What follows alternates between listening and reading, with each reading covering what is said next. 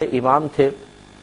جو ایک زمانے میں گزرے ہیں، امام اعظم ابو حنیفہ رضی اللہ تعالیٰ عنہ، امام شافعی، امام مالک اور امام احمد بن حنبل رضی اللہ تعالیٰ عنہ۔ جو امام اعظم رضی اللہ تعالیٰ عنہ کو مانتے ہیں وہ حنفی کہلاتے ہیں، جو امام مالک کے پیروکار ہیں وہ مالکی، امام احمد بن حنبل کے فقہ پر چلنے والے حنبلی، اور حضرت امام شافعی رحمۃ اللہ علیہ کے فقہ پر چلنے والے، ان کو ماننے والے شافعی کہلاتے ہیں۔ دنیا میں سب سے زیادہ غالباً حنفی ہیں، اور پہلے بھی ہر دور میں تقریباً حنفی فقہ بہت زیادہ غالب رہا، اور اس کی وجہ یہ ہے کہ علماء فقہائے احناف نے جتنا فقہی مسائل میں غور و تفکر کر کے جزیات کو اور اصول کو مرتب کیا، اتنا کسی اور فقہ میں نظر نہیں آتا ہے۔ بہرحال ہر فقہ جو ہے اور ہر امام قابل احترام ہے اور اپنے مقام پہ بالکل حق ہے۔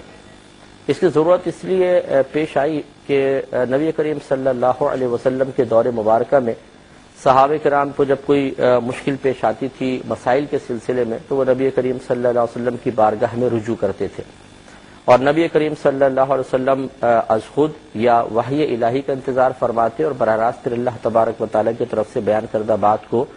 ذکر فرمایا کرتے تھے۔ اس طرح صحابہ کرام کی الجھن اور دینی مسائل حل ہو جایا کرتے تھے۔ پھر نبی کریم صلی اللہ علیہ وسلم کے فیض کی برکت سے صحابہ کرام بعد میں آنے والوں کی مشکل کو حل کرتے رہے، اور ہر صحابی ایسا نہیں کرتے تھے، بلکہ ان میں بھی مجتہد صحابہ کرام تھے جن میں اجتہاد کی صلاحیت تھی،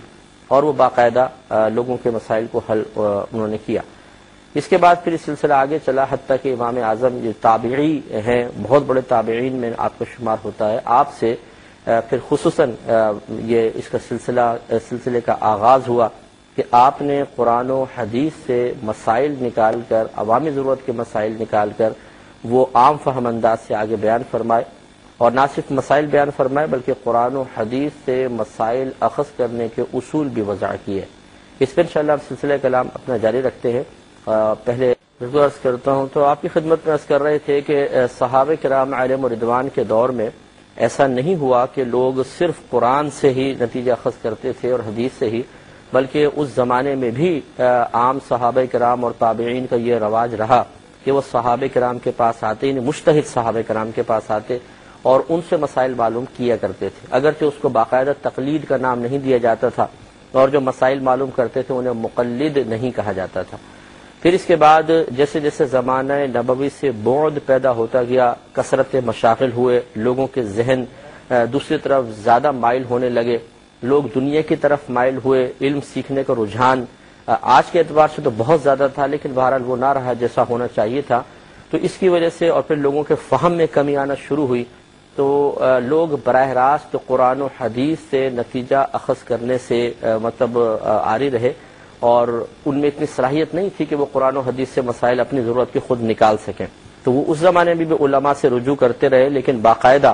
اصول وغیرہ مرتب نہیں کیے گئے تھے۔ پھر امام اعظم نے باقاعدہ پہلی مرتبہ اصول مرتب کیے، پھر دیگر جو ائمہ تھے یہ بھی پے در پہ انہوں نے اصولوں کو مرتب کیا،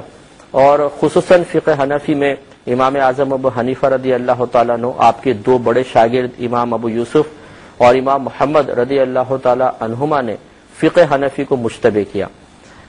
لیکن اس زمانے میں بھی کوئی ایسا نہیں تھا کہ مقلد مشہور ہو گئے ہوں، یہ اس کے بعد پھر یہ تقلید کا باقاعدہ ایک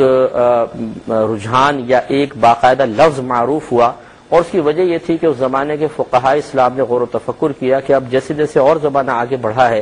لوگوں میں وہ صلاحیتیں نہیں رہی ہیں کہ وہ قرآن و حدیث سے نتائج اخذ کریں، اور پھر علماء کے پاس آنے کے سلسلے میں بھی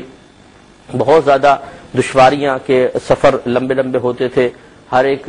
دنیا میں مشغولیت کی بنا پر بہت زیادہ ٹائم نہیں نکال سکتا تھا، تو بہتر محسوس ہوا کہ باقاعدہ عام فہم مسائل کو، جزیات کو جمع کیا جائے اور ان کو لوگوں کے سامنے پیش کیا جائے۔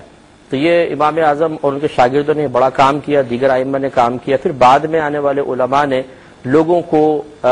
اس طرف مائل کیا کہ آپ کسی ایک فقہ کو اختیار کریں۔ اس کی وجہ یہ تھی، اور پہلے یہ وضاحت میں عرض کر دوں کہ جو چاروں ائمہ امام اعظم ہیں، امام مالک، امام احمد بن حنبل یا امام شافعی رحمۃ اللہ علیہ، ان سب نے قرآن اور حدیث سے ہی استدلال کیا ہے، لیکن طریقہ استدلال میں فرق ہو جاتا ہے، زاویہ فکر میں فرق ہو جاتا ہے۔ تو عوام الناس یہ نہ سمجھے کہ جب قرآن ایک حدیث وہی نبی کریم صلی اللہ علیہ وسلم کی تو اتنا اختلاف کیوں؟ یہ سوال اسی وقت بیدار ہوتا ہے کہ جب کسی نے قرآن تو خیر مسلمہ کتاب ہے لیکن قرآن کو صحیح طریقے سے اور حدیث کو نہیں پڑھا اللہ، تو یہ آپ کی خدمت میں عرض کر رہے تھے کہ اس کے بعد علماء نے لوگوں کو مائل کیا اس طرف کہ کسی ایک امام کی پیروی ضرور اختیار کی جائے، اور اس میں ہم آپ کو یہ سمجھا رہے تھے کہ ایسا نہیں تھا کہ اگر امام اعظم نے کوئی مسئلہ نکالا اس کے خلاف امام شافعی نے نکالا تو نفسانی اغراض میں مبتلا ہو کر اختلاف کیا، بلکہ قرآن و حدیث سے نتیجے اخذ کرنے کے سلسلے میں اپنا ایک زاویہ نظر تھا، اپنے کچھ اصول تھے جن کی بنا پر قرآن و حدیث سے نکالے گئے مسائل میں آپس میں ان میں اختلاف نظر آتا ہے، اور یہ اختلاف کوئی جدید چیز نہیں تھی۔ اگر آپ حدیث پڑھیں جیسے میں نے عرض کیا کہ صحابہ کرام علیہم رضوان جو خود زمانہ رسول صلی اللہ علیہ وسلم میں موجود تھے کئی فقہی مسائل میں ایک دوسرے سے شدید اختلاف رکھتے تھے، اور یہ اختلاف نفسانی خواہش کے تابع نہیں تھا، بلکہ اگر ایک صحابی ہیں انہوں نے ایک حدیث سے استدلال کیا ہے، دوسرے بھی ایک حدیث سے استدلال کر رہے ہیں، اور اپنے اپنے مقام پر، یعنی استدلال کا مطلب ہوتا ہے دلیل طلب کرنا، اپنے اپنے زاویہ نظر سے وہ دلیل حاصل کیا کرتے تھے، اور اس طریقے سے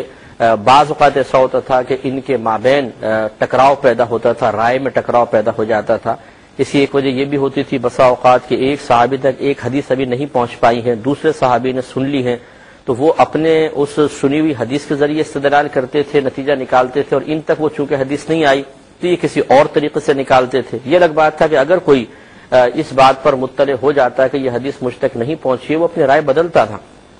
لیکن بعض اوقات اپنے اپنے دلائل کی روشنی میں وہ اپنے اپنے موقف پر، اپنے اپنے نظریے پر قائم رہتے تھے، تو اس لیے صحابہ کرام علیہم رضوان میں بے شمار فقہی اختلافات رہے ہیں،